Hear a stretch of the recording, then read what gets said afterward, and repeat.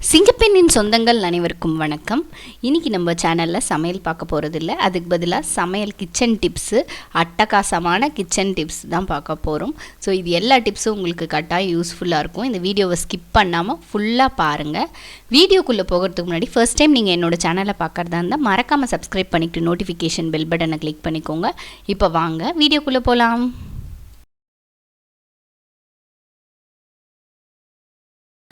நெய் பொதுவாக கடையில் வாங்குகிற நெய்யாக இருந்தால் நிறைய ப்ரிசர்வேட்டிவ்ஸ் ஆட் பண்ணியிருப்பாங்க, அதனால் சீக்கிரம் கெடாது. இது நாங்கள் வீட்டில் காய்ச்சின நெய். நம்ம வீட்டில் காய்ச்சின நெய் கெடாமல் இருக்கிறதுக்கு உண்டான டிப்ஸ் தான் சொல்ல போகிறேன். பாருங்கள், நெய் காய்ச்சிற வீடியோ வேணும்னா உங்களுக்கு டிஸ்கிரிப்ஷன் பாக்ஸில் கொடுக்குறேன், பார்த்து தெரிஞ்சுக்கோங்க. நம்ம இந்த காய்ச்சின நெய் நம்மளுக்கு சீக்கிரம் கெடாமல் இருக்கிறதுக்கு இதில் கொஞ்சோண்டு இந்த வெள்ளைத்துண்டு போட்டு கலக்கி விடலாம்.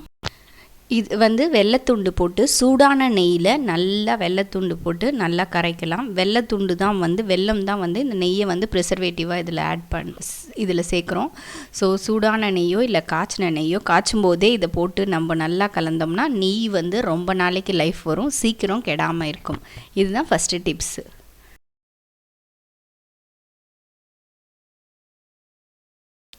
ஸோ நம்மளோட அடுத்த டிப்பு, எலுமிச்சம்பழம் வாங்கினா அதுலேருந்து சாறு எடுக்கிறது தான். ஸோ லெமன் ரைஸோ லெமன் ஜூஸோ எடுக்கணும்னா நம்ம சாறு எடுக்கிறதுக்கு, நிறைய சாறு வரத்துக்கு ஒரு டிப்ஸு, நிறைய ஜூஸ் வரத்துக்கு இந்த மாதிரி 4ஆக கட் பண்ணிக்கணும்.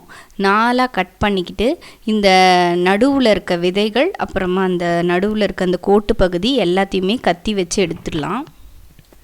ஸோ நாலு பகுதியாக கட் பண்ணியாச்சு. இப்போ அந்த நடுவில் இருக்க இந்த தோல் பகுதியும், அடுத்தது கை கட் பண்ணிக்காமல் பத்திரமா எடுக்கணும் கேர்ஃபுல்லாக. ஸோ உள்ளே இருக்க விதைகளும் எடுத்தாச்சு. இப்போ பிழிஞ்சிக்கலாம். ஸோ இப்போ எல்லாத்தையும் எடுத்தாச்சு. இப்போ நல்லா புழிஞ்சிக்கலாம். இதே மாதிரி இந்த 4 இதையும் புழிஞ்சிக்கலாம். இதில் கொட்டைகள் ஏதாவது அதில் விழுந்தால் கூட எடுத்து நம்ம நல்லா புழிஞ்சிக்கிட்டா நம்மளுக்கு நிறைய எலுமிச்சை பழச்சாறு கிடைக்கும். ஸோ நார்மலாகவே எலுமிச்சை பழத்தை நல்லா தேய்ச்சிட்டு இந்த மாதிரி பண்ணணும். தரையில் போட்டு நல்லா அந்த உருண்டையை தேய்ச்சிக்கிட்டு அந்த ப்ராசஸ் உங்களுக்கு அடுத்த டிப்பில் காமிக்கலான்ட்டு தான். ஸோ இப்போ பாருங்கள், இது எல்லாமே இந்த மாதிரி விதைகள் எல்லாம் எடுத்துகிட்டு நம்ம நீட்டாக எல்லாத்தையுமே நல்லா புழிஞ்சு எடுத்துக்கலாம். இப்போ இந்த 4 பீஸுமே நல்லா புழிஞ்சு எடுத்துக்கிட்டு நிறைய சாறு வந்துடுச்சு. ஸோ நம்மளுடைய அடுத்த டிப்பு பார்த்திங்கன்னா, இந்த லைட்டர் பார்த்திங்கன்னா உப்பு தண்ணி, இந்த உப்பு காற்று எல்லாத்துக்குமே லைட்டர் துரு பிடிச்சி போயிடும் நம்ம யூஸ் பண்ண. இது ரொம்ப நாள் யூஸ் பண்ண மாதிரி ஆகிடுது. இந்த லைட்டரோட இந்த துரு கரையை போக்குறதுக்கு ஒரு சின்ன வழி. இதில் வினிகர் வச்சுருக்கேன். ஸோ 1 ஸ்பூன் அளவுக்கு வினிகர் எடுத்திருக்கேன். வினிகர் எடுத்து லைட்டாக இந்த மாதிரி பஞ்சில் போட்டு ஸ்ப்ரே பண்ணிக்கலாம், இல்லாட்டி இந்த மாதிரி தொடச்சிக்கலாம். ஸோ இது வாஷ் பண்ண முடியாது, ஏன்னா லைட்டர்ஸ்லாம் வாஷ் பண்ணால் சீக்கிரம் கெட்டு போயிடும். அதனால தான் இந்த மெத்தடு. ஸோ துரு அவ்வளோ சீக்கிரம் போகாதுங்க. நம்ம திருப்பியும் இந்த ப்ராசஸை பண்ணிகிட்டு இருந்தால் தான் போகும். ஸோ வினிகர் போட்டாச்சு. அடுத்தது இந்த பேக்கிங் சோடாவையும் போட்டாச்சு. ரெண்டுத்தையும் போட்டு நல்லா தேய்க்கலாம். நல்லா ஒரு டைம் இந்த பஞ்சில் தேய்ச்சிட்டு அதுக்கப்புறமா ஸ்க்ரப்பர் வச்சு தேய்ச்சோம்னா நம்மளுக்கு போகும். இந்த ப்ராசஸை நம்ம திருப்பி ரிப்பீட் பண்ணிக்கிட்டே இருந்தோம்னா இதை நம்மளுக்கு இந்த லைட்டர் நல்லா புதுசு போல் ஆகிடும். ஸோ இப்போ பாருங்கள், ஸ்க்ரப்பர் போட்டு தொடச்சிட்டேன் நல்லா. ஸோ இதில் நிறைய துரு இருக்கிறதுனால கொஞ்சம் டக்குன்னு போகாது, ஓரளவுக்கு போயிருக்கு பாருங்கள். இதை நல்லா க்ளீன் பண்ணிவிட்டு அதுக்கப்புறம் ஒரு ஈரமில்லாத துணியை தொடச்சாச்சு. இப்போ பாருங்கள், நம்மளுக்கு லைட்டர் புதுசு போல் சூப்பராக ஆகிடுச்சு. இன்னும் இதை திருப்பி பண்ணால் இன்னும் அப்படியே நம்மளுக்கு புது லைட்டர் ஆகிடும். ரொம்ப நாள் யூஸ் பண்ணாமல் வச்சதுனால, அந்த மாதிரி ரொம்ப நாள் அதை க்ளீன் பண்ணாமல் வச்சதுனால அப்படி ஆயிடுச்சு. நம்மளுடைய அடுத்த டிப்பு பார்த்திங்கன்னா, எண்ணெய். நம்ம ஏதாவது பலகாரம், வடை பொரிக்கிறது, இல்லை பூரி பொரிக்கிறது, இல்லை முறுக்கு பலகாரம் செய்கிற எண்ணெயில் ஒரு மாதிரி ஸ்மெல்லு வரும். நம்ம எதுக்கு அதை திருப்பி யூஸ் பண்ணாலும் அந்த பலகாரம் செஞ்ச ஸ்மெல்லே வரும். அந்த ஸ்மெல்லு போகிறதுக்கு தான் இந்த டிப்ஸு. ஸோ புளி இருக்கு இல்லைங்களா, இந்த எண்ணெயில் போட்டு லைட்டாக இந்த எண்ணெயை நல்லா கொதிக்க விடணும். ஸோ இந்த எண்ணெய் கொதித்து இந்த புளியோடு சேர்ந்து கொதிச்சா அந்த புளி அந்த எண்ணெயில் இருக்க அந்த பலகார வாடையெல்லாம் எடுத்துடும். ஸோ நம்மளுக்கு அந்த எண்ணெயில் எந்த ஸ்மெல்லும் இல்லாமல் நம்ம அந்த எண்ணெயை நம்ம திருப்பி சமையலுக்கு யூஸ் பண்ணிக்கலாம். இதுதான் நம்மளுடைய அடுத்த டிப்பு.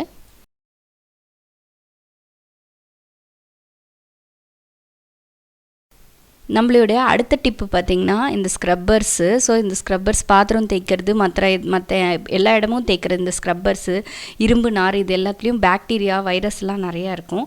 ஸோ இதை வந்து பாத்திரம் தேய்க்கும் போது உள்ளுக்குள்ளே வந்து திருப்பி நம்ம தேய்ச்ச பாத்திரத்தில் ஜெர்ம்ஸ் போகாமல், இந்த கிருமிகள் எல்லாம் போகாமல் அப்படியே இருக்கும். இதை சரி பண்ணுறதுக்கு தண்ணியில் ஒரு 2 ஸ்பூன் பக்கம் பேக்கிங் சோடா போட்டுக்கலாம். பேக்கிங் சோடா போட்டுக்கிட்டு இந்த ஸ்க்ரப்பர்ஸு, இந்த பாத்திரம் தேய்க்கிற சாமானமெல்லாம் போட்டு கொஞ்சம் நல்லா கொதித்து, கொஞ்சம் பாயிலிங் பாயிண்ட், அந்த கொதிநிலை வர வரைக்கும் கொதிக்கிற மாதிரி கொதித்து வச்சா வந்து இதில் இருக்கிற கிருமிகள் எல்லாம், வைரஸ் எல்லாமே போயிடும். ஸோ நம்ம அடுத்து பாத்திரம் தேய்க்கிறதுக்கு யூஸ் ஆகும். இதுக்கு வந்து சோப்பு போட தேவையில்லை, ஏன்னா நம்ம பாத்திரம் தேய்க்கிற சோப்பு அதிலே இருக்கும், அதில் கொஞ்சம் படிஞ்சிருக்கும் இல்லைங்களா, அதனால் நம்ம சோப்பு போட தேவையில்லை. ஸோ கொஞ்சம் நேரம் விட்டுடலாம். இப்படியே கொஞ்சம் நேரம் விட்டுட்டு கொதிக்கிற டைமில் வரும்போது நம்ம ஆஃப் பண்ணி ஆறிட்ட பிறகு இந்த ஸ்க்ரப்பர்ஸ் எல்லாம் எடுத்து ட்ரை பண்ணிவிட்டு அதுக்கப்புறமா யூஸ் பண்ணிக்கலாம். ஸோ இப்போ நல்லா கொதி வந்துருச்சு. இப்போ ஆஃப் பண்ணிக்கலாம், அடுப்பை ஆஃப் பண்ணிவிட்டு யூஸ் பண்ணலாம் அப்புறமா ஆறிட்ட பிறகு. நம்மளுடைய அடுத்த டிப்பில் பார்த்திங்கன்னா இந்த புளி கரைக்கிறதுக்கு ரொம்ப டைம் ஆகும். அப்படி டைம் ஆகாமல் சீக்கிரமாக புளியை கரைக்கிறதுக்கு ஒரு சின்ன டிப்ஸு. தேவையான அளவுக்கு புளி வச்சுக்கோங்க, கூட 1 ஸ்பூன் உப்பு போட்டுக்கோங்க. இது கூட பார்த்திங்கன்னா கொதித்த தண்ணி, அதாவது சுடு தண்ணி ஊற்றிக்கலாம். சுடு தண்ணி ஊற்றிட்டு ஒரு 2 நிமிஷம் விட்டுட்டு அதுக்கப்புறமா நம்ம இதை அப்படியே நல்லா போட்டு ஜூஸ் எடுத்தோம்னா, பிழிஞ்சோம்னா புளிச்சாறு உடனடியாக கிடைக்கும். நம்ம டைம் வேஸ்ட் பண்ணி ஊற வச்சு புளிச்சாறு எடுத்து நம்ம காலையில் சமையலுக்கு உண்டான டைம் வந்து ரொம்ப மிச்சமாகும். தேவையில்லாமல் நம்ம கஷ்டப்பட தேவையில்லை புளிச்சாறு எடுக்கிறதுக்கு. ஸோ நம்ம இதை வந்து புளிஞ்சிக்கலாம். இதை வந்து இப்போ கொஞ்சம் 2 நிமிஷம் ஆயிடுச்சு. இப்போ நல்லா புளிஞ்சிக்கிட்டா நம்மளுக்கு புளிச்சக்கை வந்து ஒரு 2லேருந்து 3 நிமிஷத்துலேயே சூப்பராக புளிச்சக்கை கிடச்சிரும். நம்ம இதுக்குன்ட்டு ஊற வச்சு டைமை வேஸ்ட் பண்ணிகிட்டு இருக்க வேண்டாம். ஸோ காலையில் நேரத்தில் வேலைக்கு போகிறவங்களுக்கு இந்த டிப்ஸ் ரொம்ப யூஸ்ஃபுல்லாக இருக்கும். இல்லை அவசரமாக நம்ம ஏதாவது புளி சாதம் செய்யணும், இல்லை அவசரமாக கெஸ்ட்டு வந்துட்டாங்க, ஊருக்கு போகணும் அப்படிங்கிற டைமில், இல்லை ஏதாவது வெளியில் வேலை இருக்குது, அப்போ நம்ம சீக்கிரமாக சமையலை முடிக்கணுன்ற டைமில் இந்த புளிச்சக்கை டிப்ஸு கண்டிப்பாக யூஸ்ஃபுல்லாக இருக்கும் உங்களுக்கு. பாருங்கள், இதில் எக்ஸ்ட்ராக்ட் பண்ணி எடுத்துட்டேன். புளிச்சக்கை தனியாக, ஜூஸ் தனியாக எடுத்துட்டேன். பாருங்கள், புளிச்சாறு வந்து நல்லா கிடச்சிருச்சு. ரசம், சாம்பார் வைக்க யூஸ்ஃபுல்லாக இருக்கும். அடுத்த டிப்ஸ் பார்த்திங்கன்னா கொத்தமல்லி. ஸோ இந்த கொத்தமல்லியை வந்து நம்ம வந்து எப்படி ஃப்ரெஷ்ஷாக வச்சுக்கிறது அப்படிங்கிறது தான்.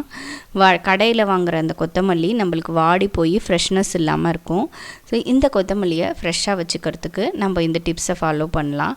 ஃபஸ்ட்டு தண்ணி எடுத்துக்கலாம். ஒரு பவுலில், ஒரு பாத்திரத்தில் தண்ணி எடுத்துக்கிட்டு அதில் வந்து ஐஸ் க்யூப்ஸ் போட்டுக்கலாம். ஐஸ் க்யூப்ஸ் போட்டுக்கிட்டு நம்மளுக்கு அது கொஞ்சம் நேரம் இந்த சில்லு தண்ணியில், ஐஸ் தண்ணியில் அந்த கொத்தமல்லி வச்சா கொத்தமல்லி வந்து ரொம்ப நேரத்துக்கு ஃப்ரெஷ்ஷாக இருக்கும். இதுதான் நம்மளுடைய டிப்பு. ஸோ ஐஸ் ட்ரேயில் இருந்து நம்ம ஐஸ் க்யூப்ஸ் எடுத்துக்கலாம். ஐஸ் க்யூப்ஸ் போட்டுட்டு ஐஸ் க்யூப்ஸில் அந்த கொத்தமல்லியை வச்சோம்னா நம்மளுக்கு ரொம்ப நேரம், அந்த ஐஸ் க்யூப்ஸ் கலந்த தண்ணியில் வந்து கொத்தமல்லியை வச்சோம்னா நம்மளுக்கு ரொம்ப நேரம் கொத்தமல்லி ஃப்ரெஷ்ஷாக இருக்கும். ஸோ ஐஸ் க்யூப் கலந்தாச்சு. இப்போ இந்த கொத்தமல்லியை போட்டுடலாம். போட்டுட்டு அப்படியே ஒரு 2 நிமிஷம் கிட்ட வைக்கலாம்.